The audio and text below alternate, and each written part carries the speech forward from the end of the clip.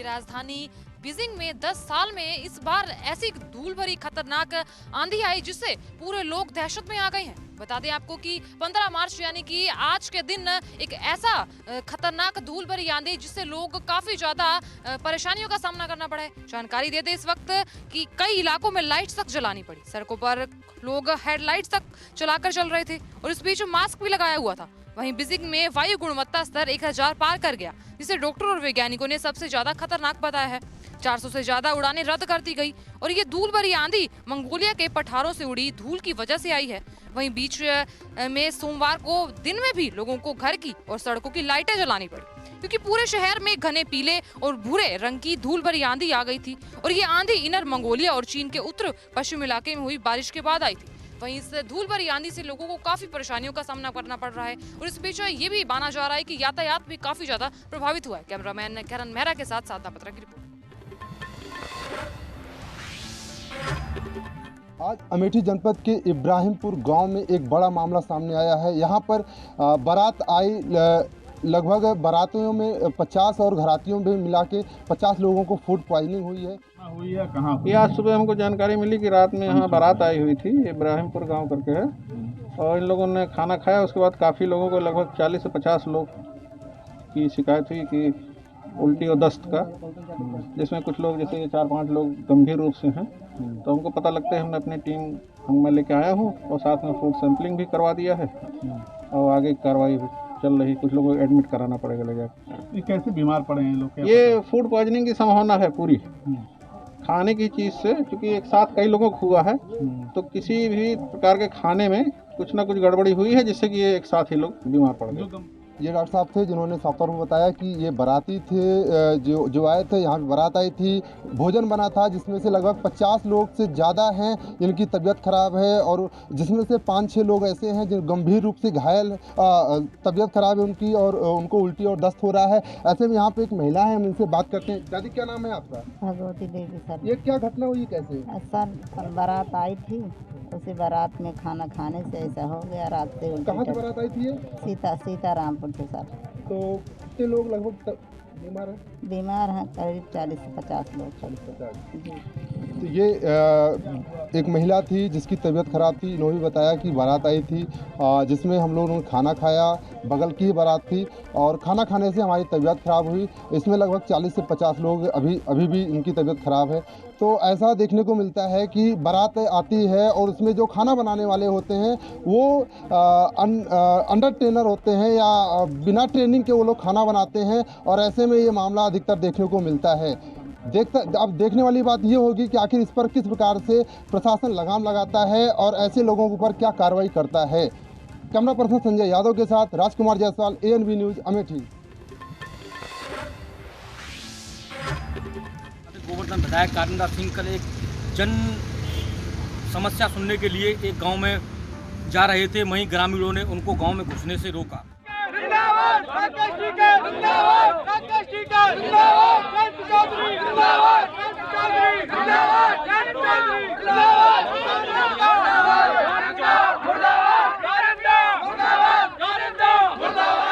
आपको बता दें, ग्रामीणों ने वहीं कारिंदा सिंह विधायक और बीजेपी सरकार के खिलाफ नारेबाजी की और किसान यूनियन जिंदाबाद के नारे लगाए। आपको बता दें, किसानों का कहना है कि जब तक बीजेपी 3 कृषि कानून बिल वापस नहीं लेगी, इसी तरह बीजेपी का विरोध करता रहेंगे और बीजेपी विधायकों को गांव के अंदर घुसने नहीं देंगे। इसको लेकर वहीं मथुरा प्रशासन के द्वारा, मथुरा से रिंकू शर्मा, ANB। भिंड शहर का प्राचीन हाथीगड्ढा तालाब, जो कि कभी सौंदर्यीकरण का एक प्रतीक होता था। यहाँ पर जो ये फूल लगाए गए थे, इनमें फुब्बारे चलते थे और ये हाईवे के किनारे तालाब था। लेकिन आज ये हाथीगड्ढा तालाब दुर्दशा का शिकार हो रहा है। यहाँ पर पूरे शहर का कचरा डाला जा रहा है, फब्बारे भी बंद हैं। खास बात ये है कि पिछले एक दिन पहले जो खबर चलाई थी और जिस पर CMO ने कहा था मछलियों को लेके कि मछलियाँ शहर के बाहर गड्ढों में गड़वाई जाएंगी, वो मछलियों को भी लाकर यहीं पर फेंक दिया गया है। हम कैमरामैन से कहेंगे कि कैमरामैन दिखाएं, पूरे शहर का कचरा भी यही डाला जा रहा है जो कि चारों तरफ से खुला है और गाय पॉलीथीन खा रही हैं, जिससे आए दिन गायों की मौत हो रही है। और जो ये प्राचीन तालाब है, हाथीगड्ढा तालाब के नाम से जाना जाता था, आज ये भी दुर्दशा का शिकार है। जबकि यहाँ पर आसपास बस्ती है और भिंड शहर का प्राचीन मेला इसी परिसर में लगता है। और बाईं ओर भिंड विधायक संजीव सिंह कुशवाहा का बंगला है। चारों तरफ से घिरी बस्ती होने के बावजूद भी यहाँ पर नगर पालिका के द्वारा गंदगी का अंबार लगा है और तालाब दिन प्रतिदिन क्षतिग्रस्त होता जा रहा है। यहाँ पर किसी दिन फव्वारे चला करते थे, सौंदर्यीकरण का प्रतीक था, आज ये तालाब दुर्दशा का शिकार होता चला जा रहा है। ANB न्यूज के लिए कैमरा पर्सन धर्मेंद्र के साथ प्रदीप राजावत, भिंड। उत्तर प्रदेश में बैंक कर्मचारी 2 दिवसीय हड़ताल पर हैं। ऐसी स्थिति में अयोध्या जनपद में भी इसका असर शहर से ग्रामीण क्षेत्रों तक देखने को मिल रहा है। अगर हम बात करें, चाहे पंजाब नेशनल बैंक हो, भारतीय स्टेट बैंक हो, क्षेत्रीय ग्रामीण बैंक हो, सभी बैंक कर्मचारी 2 दिवसीय हड़ताल पर हैं। बैंक कर्मचारियों की 3 सूत्रीय मांग व निजीकरण को लेकर हड़ताल पर चले गए हैं, जिससे अरबों रुपए का लेन देन प्रभावित हो रहा है और खाता धारकों को लेन देन करने में काफ़ी समस्या उत्पन्न हो रही है। वीडियो पर्सन अमन के साथ Gaurav Mishra, NB news channel, Ayodhya. Moradabad जनपद के मुंडा पांडे थाना क्षेत्र के गोविंदपुर खुर्द स्थित बने एक मैरिज हॉल में सपा से रहे सांसद जावेद अली खान का 6 साल का कार्यकाल समाप्त होने के बाद सम्मान समारोह कार्यकर्ता सम्मेलन आयोजन किया। सपा के कार्यकर्ताओं ने सम्मान समारोह कार्यकर्ता सम्मेलन के दौरान उन्हें चांदी का मुकुट पहनाकर के सम्मानित किया। मीडिया से रूबरू होते हुए सांसद जावेद अली खान ने कहा है कि मुरादाबाद में 5 सितारा होटल में जो पत्रकारों के साथ मारपीट की गई थी, तो मुरादाबाद प्रशासन ने उनके खिलाफ मुकदमा लिखा है। सीएम योगी उसमें जल्द ही अखिलेश जी की गिरफ्तारी कराएं। अखिलेश जी तो मुरादाबाद में ही पिछले काफ़ी दिनों से साइकिल चलाते नजर आ रहे हैं। मुरादाबाद प्रशासन उन्हें क्यों गिरफ्तार नहीं कर रहा है? पता होना चाहिए, आप पत्रकार हो, कम से कम जानकारी पूरी रखा करो। Z+ सिक्योरिटी वाले में बाउंसर नहीं होते हैं, CISF के या NSG के गार्ड्स होते हैं। वो ट्रेनिंग शुदा गार्ड होते हैं, उनकी जिम्मेदारी होती है कि अपने VIP की जिसकी सुरक्षा में लगे हैं उसकी पूरी हिफाजत करना। सांसद जी अखिलेश जी पर मुकदमा हुआ, उस पर क्या कहेंगे? गिरफ्तारी और जल्दी से कर दें योगी जी उनकी। वो तो यहीं घूम रहे हैं, रोज साइकिल चला रहे हैं। वो कैसा मुकदमा है समझ में ही नहीं आ रहा। बंदर घुड़की लग रही है मुझे तो। उन्हें तुरंत गिरफ्तार करना चाहिए, 1 मिनट भी नहीं छोड़ना चाहिए जब मुकदमा लिखा है। जिस तरीके से सांसद जावेद अली खान ने बीजेपी सरकार पर तर्ज कसते हुए ये बयान दिया है कि वाकई उनकी गिरफ्तारी होनी चाहिए। ANB news, Bajid Ali, Moradabad.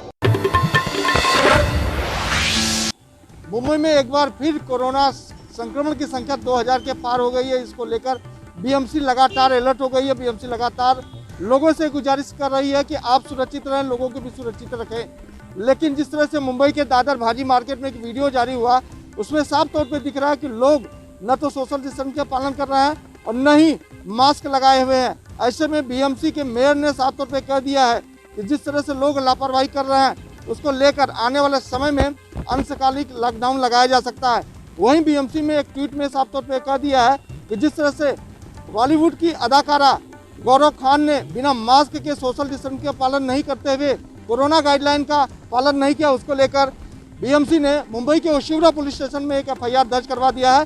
हालांकि गौहर खान की तरफ से इस पूरे मामले में कोई प्रतिक्रिया नहीं आई, लेकिन जिस तरह से लगातार मुंबई महाराष्ट्र में कोरोना की संख्या बढ़ रही है, ऐसे में माना जा रहा है कि आने वाले समय में लॉकडाउन लग सकता है। तस्वीरें लगातार सामने आ रही है कि किस तरह से लोग भाजी मार्केट, सब्जी मार्केट हो या फिर बिग बाजार हो, वहाँ पर खुले तौर पर बिना मास्क या सोशल डिस्टेंस का पालन करते हुए नहीं दिखाई दे रहा है। यही वजह है कि BMC लगातार लोगों को सजग और सचेत करती हुई नजर आ रही है। कैमरा पर्सन अशोक गुजर, सोनी, NB न्यूज, मुंबई। बुजुर्ग महिलाओं का टीका लगाया जाए, जो 60 साल से ऊपर है उनको टीका लगाया जा रहा है। इसमें कोई साइड इफेक्ट नहीं है, लोग टीका लगवा रहे हैं और सुबह से भी काफ़ी लाइन लगी हुई है। लगभग अभी तक 400 टीका यहाँ पे चायल और सरायकिल में लग चुका है और लोग आके टीका लगवा के जा रहे हैं। कोई इसमें परेशानी नहीं हो रही। कोरोना जैसे महामारी को देखते हुए लोग टीका लगवा रहे हैं और इससे कोई साइड इफेक्ट भी नहीं हो रही है और लोगों को यहाँ 10 मिनट तक बैठाया जाता है। ताशकंद चायल में 3 सत्र चल रहे हैं कोविड टीकाकरण के।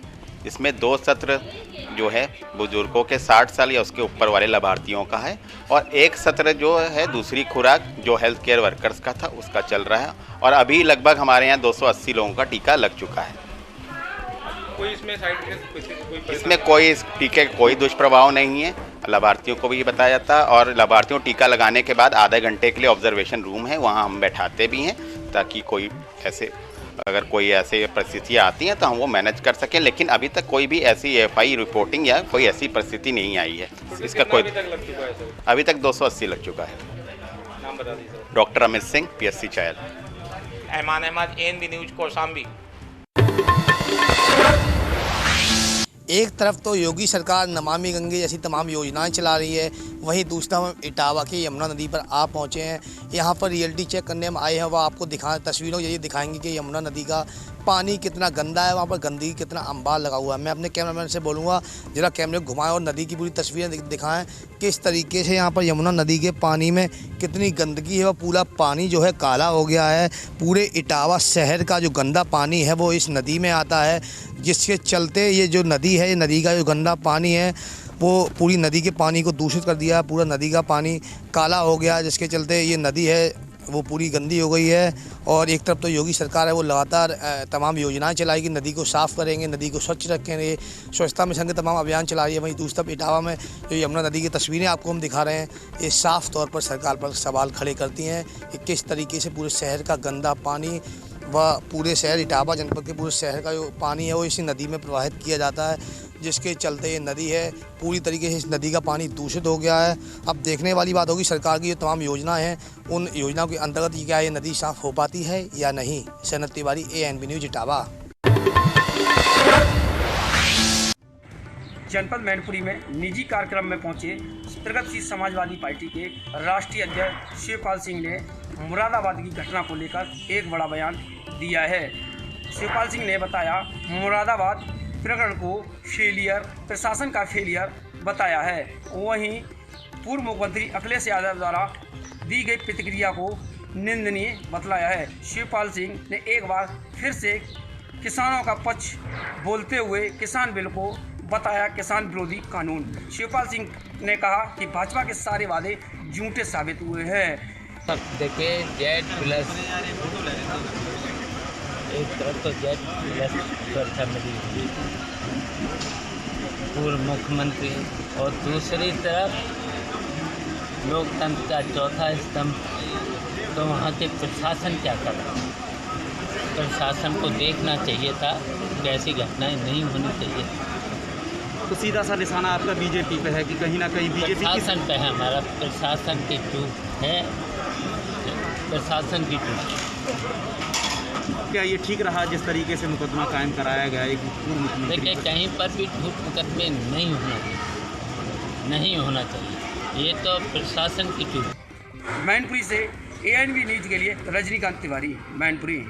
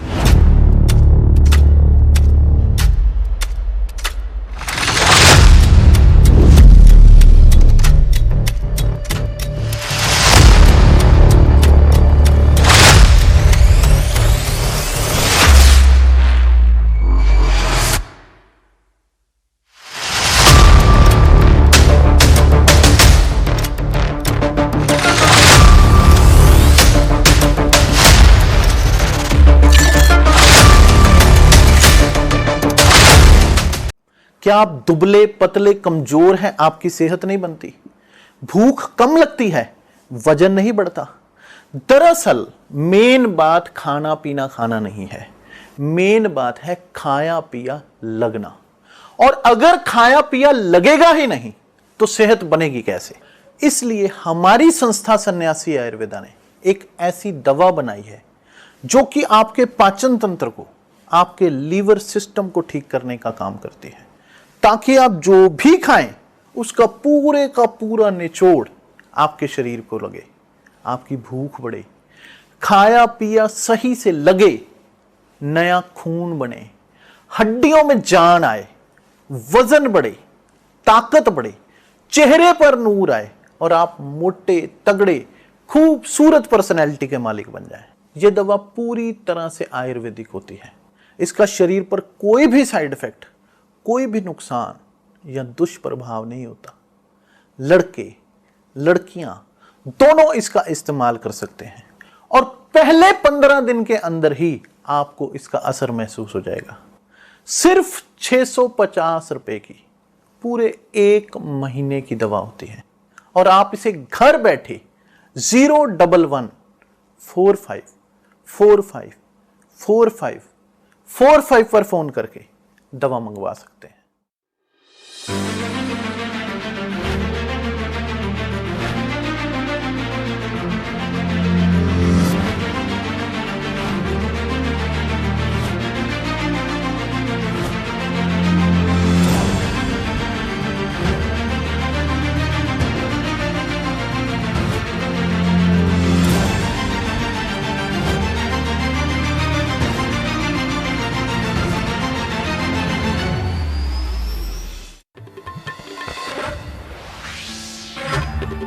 बिजनौर पुलिस को मिली आज बड़ी कामयाबी। आपको बता दें, आज बिजनौर पुलिस ने एक ऐसे अपराधी को गिरफ्तार किया जो कि पैसे के लिए किसी पे भी गोली चला देता था। अब तक आपको बता दें, इस पे आधा दर्जन से ज्यादा मुकदमे दर्ज हैं।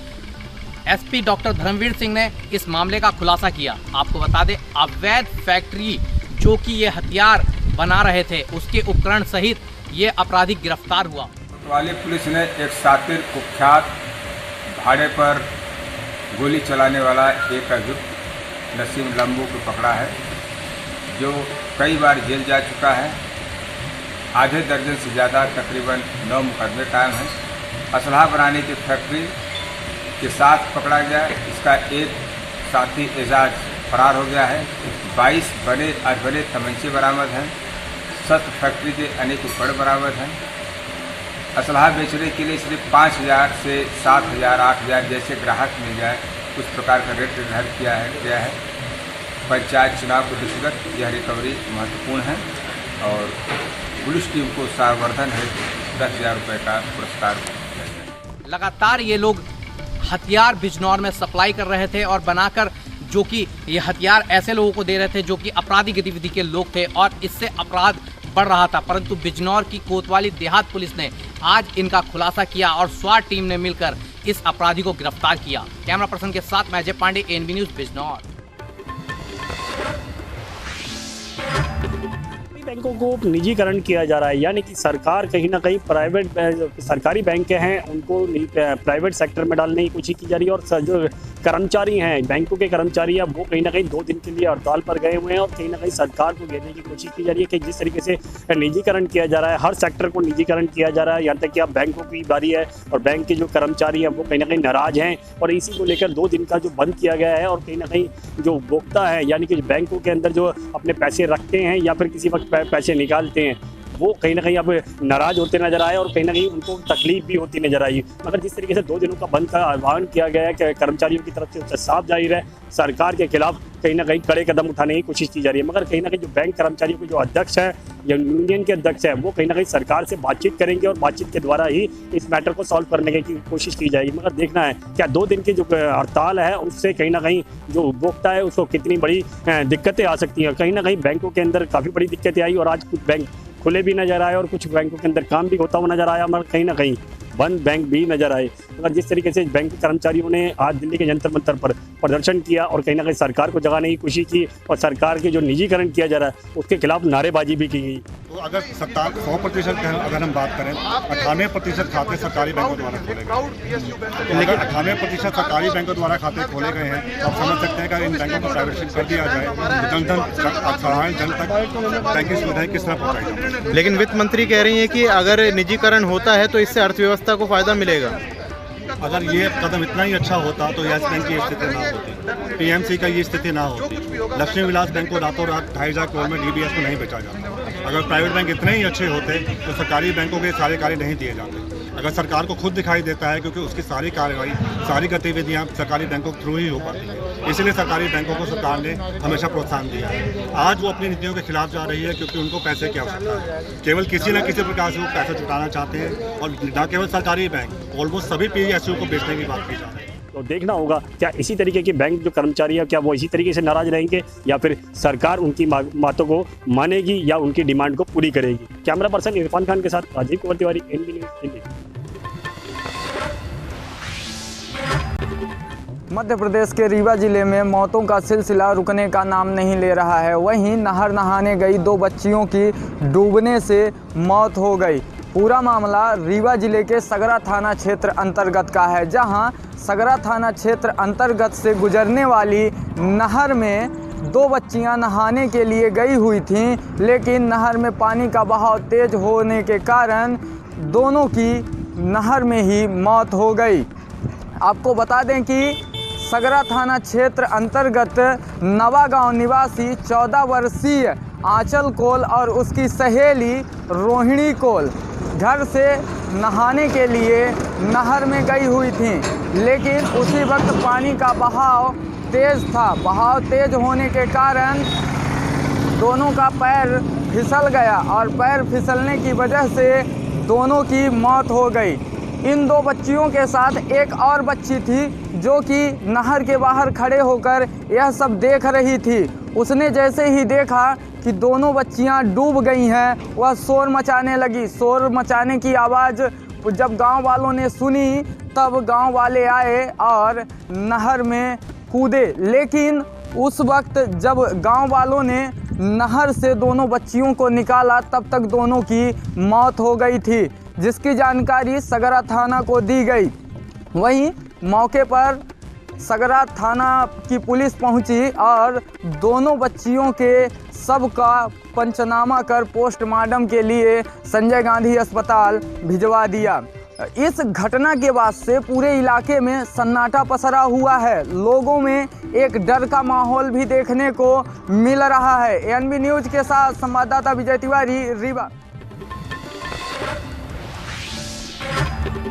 कोरोना के बढ़ते मामलों को देखते हुए जिला प्रशासन ने आज से कार्रवाई शुरू कर दी है। कई लोग जो बिना मास्क के शहर में घूम रहे थे उन्हें पकड़ा गया है और उन पर 200 रुपये का जुर्माना भी लगाया गया है और उनके लिए क्या अस्थायी जेल भी यहाँ बनाई गई है। जैसा कि मैं आपको तस्वीरों में दिखाता हूँ कि यहाँ प्रशासन पूरा मुस्तैद बैठा हुआ है और अंदर इसको जेल बनाया गया है जो अस्थायी रूप से जेल है। इन लोगों के ऊपर 200 रुपये का जुर्माना लगाया जाएगा और इन्हें मास्क देके ही छोड़ा जाएगा। कोरोना के जिस प्रकार के मामले बहुत तेज़ी से बढ़ रहे थे उनको देखते हुए प्रशासन बहुत तेज़ी से हरकत में आया है और उज्जैन शहर के हर चौराहे पे हर जगह पर उन्होंने अपने फाइन लगाए हैं। फाइन लगाने के बाद वहाँ पर जो लोग बिना मास्क के और बिना मास्क के बिना सैनिटाइजर के ऊपर पाए जाते हैं उनको पकड़ के इन अस्थायी जगहों में बंद किया जा रहा है। बगैर मास्क के जो घूमते हैं बाजार में उन लोगों के लिए कार्रवाई है श्रीमान दंडाधिकारी महोदय की तरफ से। अभी 71 लोग करीब अंदर है बगैर मास्क वाले। इन पर किस प्रकार की कार्रवाई की जाएगी? बस यही सजा है, लाके दिन में 2-4-5 घंटे इनके जो नियम है बंद करके मास्क की हिदायत दी गई। इन पे जुर्माना भी किया जा रहा है? कितना जुर्माना किया जा रहा है? जो बंद कर दिया उन पे लिए जुर्माना नहीं, जो रसीद कटर लेते हैं वहीं पे मौके पे उनके लिए है जुर्माना, वहीं छोड़ देते हैं रसीद काट। और उसके बाद में इनके दोस्तों को चलानी कार्रवाई की जा रही है और इन्हें अस्थायी जेल में रखा गया है, जिससे इन्हें 7 घंटे 8 घंटे या 2 घंटे तक जब तक इनके परिजन इनको छुड़ाने नहीं आएंगे या प्रशासन ये लोग माफ़ी नहीं मांगेंगे तब तक इन्हें अस्थायी जेल में रखा जाएगा। उज्जैन से विजय यादव, NB न्यूज़ के। रेलवे के निजीकरण को लेकर भारतीय किसान यूनियन के द्वारा राष्ट्रव्यापी आंदोलन आज पूरे देश भर में चलाया गया। इसका मिलता जुलता असर बदायूं में भी देखने को मिला। बदायूं में भारतीय किसान यूनियन के प्रवक्ता राजेश कुमार सक्सेना के नेतृत्व में पदाधिकारियों ने बदायूं रेलवे जंक्शन पर जाकर विरोध प्रदर्शन किया और उन्होंने इस दौरान सरकार से निजीकरण वापस लेने की मांग की और इन्होंने सरकार के खिलाफ जमकर नारेबाजी भी की। ये भारतीय किसान यूनियन का पूरा राष्ट्रव्यापी आंदोलन है। आज पूरे देश भर में भारतीय किसान यूनियन रेल के निजीकरण का विरोध कर रहा है। माननीय प्रधानमंत्री जी अपने भाषण में कहा करते थे रेल नहीं बिकने दूंगा। आज रेल निजी हाथों में सौंपी जा रही है, अडानी अंबानी के हाथों जा चुकी है और जाने वाली है। तो इस रेल का स्वरूप क्या होगा और रेल क्या होगी, जो हमारे गरीब मजदूर मजलूम और हमारे भारतीय रेल का दुर्दशा करने होने जा रही है। ये एक अरिस्टोक्रेट रेल बनाई जा रही है। इसमें पूंजीपति, बड़े लोग, व्यापारी, उद्योगपति, उनके लिए एक लग्जरी ट्रेनों का जो सिलसिला, जो बहुत पहले से प्रधानमंत्री कहा करते थे कि ये ट्रेन चलेगी, वो ट्रेन चलेगी, पता नहीं कौन कौन। भारतीय किसान यूनियन के मंडल प्रवक्ता राजेश कुमार सक्सेना ने कहा कि सरकार जो है रेलवे का निजीकरण करके इसे निजी हाथों में देना चाहती है, जिससे गरीब मजदूर किसान की जो है मुश्किलें बढ़ने वाली हैं और उनका शोषण जो है सरकार करना चाहती है। सरकार जो है इसको वापस ले, अगर वापस नहीं लेती है तो ये आंदोलन इसी तरह से चलता रहेगा। इस दौरान रेलवे स्टेशन पर भारी पुलिस फोर्स भी तैनात रहा। कैमरामैन अंकित शर्मा के साथ मैं जय सिंह, ANB न्यूज़, बदायूं।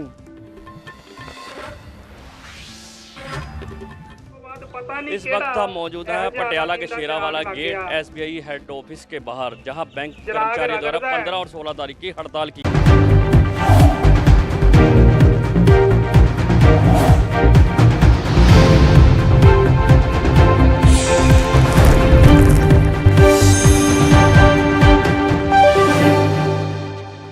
क्या आप दुबले पतले कमजोर हैं, आपकी सेहत नहीं बनती, भूख कम लगती है, वजन नहीं बढ़ता?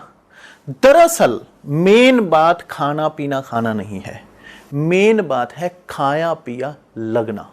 और अगर खाया पिया लगेगा ही नहीं तो सेहत बनेगी कैसे?